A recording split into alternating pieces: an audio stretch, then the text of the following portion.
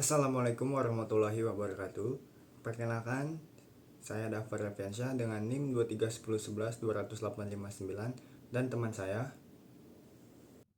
Saya Felix Sultan Altorik dengan NIM 231011120811. Di sini kami akan mempresentasikan estimasi parameter.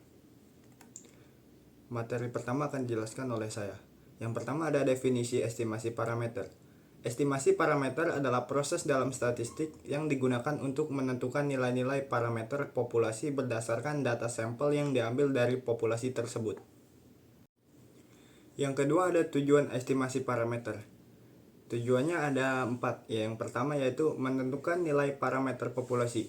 Untuk memperkirakan nilai parameter sebenarnya seperti rata-rata, proporsi, atau varians dari populasi yang tidak diketahui menggunakan data sampel. Yang kedua, mewakili populasi dengan akurat. Memberikan informasi yang mendekati karakteristik populasi secara keseluruhan tanpa harus mengamati seluruh populasi. Yang ketiga, menyediakan dasar untuk pengambilan keputusan. Hasil estimasi parameter digunakan untuk mendukung pengambilan keputusan dalam berbagai bidang seperti bisnis, ekonomi, kesehatan, dan penelitian ilmiah. Yang keempat, membantu validasi model statistik. Estimasi parameter digunakan untuk mengkalibrasi atau memvalidasi model statistik agar dapat digunakan untuk memprediksi atau menguji hipotesis.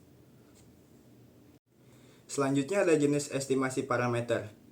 Jenis estimasi parameter terdapat dua jenis. Yang pertama, estimasi titik atau point estimation. Memberikan satu nilai sebagai estimasi parameter populasi, contohnya rata-rata sampel digunakan untuk mengestimasi rata-rata populasi. Yang kedua, estimasi interval atau interval estimation.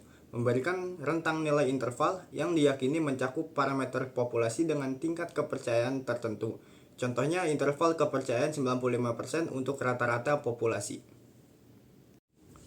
Selanjutnya ada syarat estimasi yang baik dalam statistik.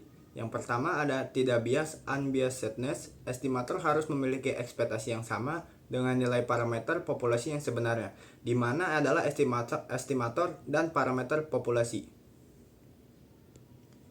Yang kedua ada linearitas atau linearity. Dalam beberapa kasus, estimator yang linear lebih diinginkan karena lebih mudah untuk dihitung dan diinterpretasikan, meskipun ini tidak selalu menjadi keharusan.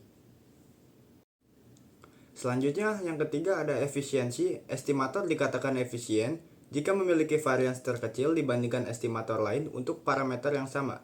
Varians kecil menunjukkan bahwa estimator lebih konsisten dan hasilnya lebih akurat. Selanjutnya yang keempat ada konsistensi. Estimator harus semakin mendekati nilai parameter populasi sebenarnya seiring bertambahnya ukuran sampel. Dengan kata lain, estimator akan memberikan hasil yang lebih baik ketika lebih banyak data tersedia. Yang terakhir ada robustness atau ketangguhan. Estimator yang baik tetap memberikan hasil yang akurat meskipun ada penyimpangan kecil dari asumsi-asumsi model statistik. Selanjutnya ada metode estimasi parameter. Yang pertama, metode momen menggunakan statistik dasar dari data untuk memperkirakan parameter model. Contoh menggunakan rata-rata sampel untuk menduga rata-rata populasi. Kedua, ada maksimum likelihood estimation, mencari nilai parameter yang membuat data yang diamati menjadi paling mungkin. Probabilitas maksimum, contoh memperkirakan rata-rata dan variansi dari data berdistribusi normal. Ketiga ada least square, meminimalkan selisih kuadrat antara data aktual dan data yang diprediksi oleh model. Contoh mengestimasi garis terbaik dalam regresi linear. Keempat ada metode Bayesian, menggabungkan informasi sebelumnya dengan data baru untuk memperkirakan parameter. Contoh memperbaiki estimasi berdasarkan data tambahan.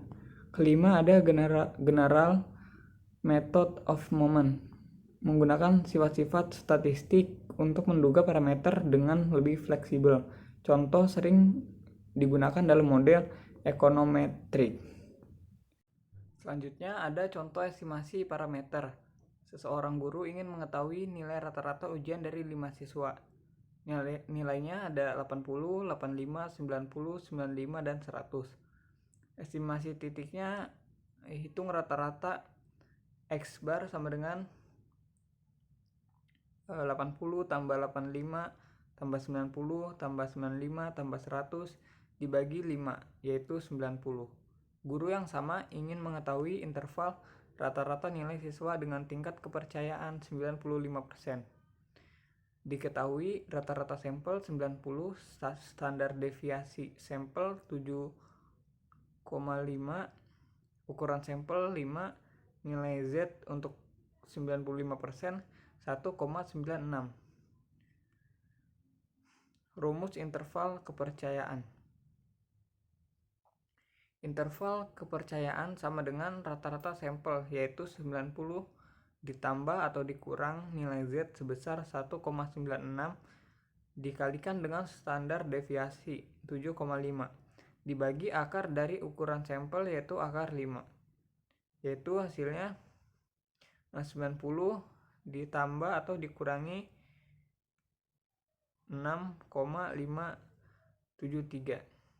Jadi dengan tingkat kepercayaan 95%,